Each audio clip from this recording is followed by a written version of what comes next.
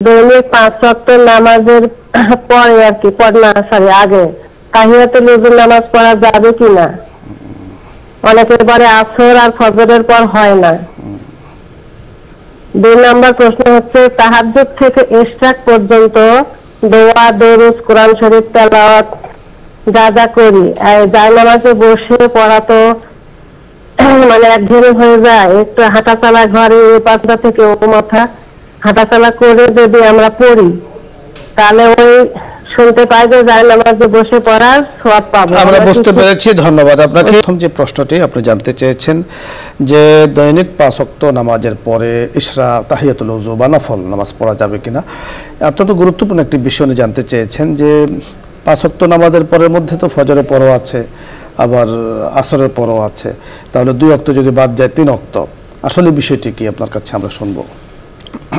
বিষয়টি হচ্ছে ফজরের নামাজের পরে, আসরের নামাজের পরে সাধারণত কোনো নফল নামাজ আমাদের মাযহাবে এটা অনুমোদিত নয়।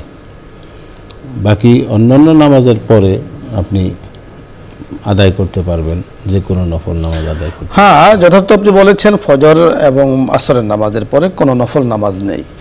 সুতরাং আসরের নামাজের পরে মাগরিবের আগ পর্যন্ত এবং ফজরের পরে সূর্য ওঠার আগ পর্যন্ত, সূর্য উঠে গেলে এর বেশ কয়েক মিনিট পরে আপনি নফল নামাজ পড়তে পারবেন, কোনো সমস্যা নেই। কিন্তু ফজরের পরপরই কোনো নফল নামাজ শারআন, এটা হানাফি মাযহাব অনুযায়ী এটাকে বলা হয়েছে লা ইয়াজুজ, জায়েজ বলা হয়নি। আরেকটি প্রশ্ন আপনি করেছেন যে ফজরের নামাজ পড়ে উনি জায়নামাজে বসে ইশরাক পর্যন্ত থাকবেন নাকি ঘরে কিছু কাজ টাজ করে পরে ইশরাকের নামাজ পড়বেন, তাহলে ফজিলতটা পাবেন কিনা? যদি ফজরের নামাজের পরে আপনি ইশরাক পর্যন্ত জায়নামাজে বসে বিভিন্ন তাসবিহাতের আমল করতে পারেন, এটা উত্তম।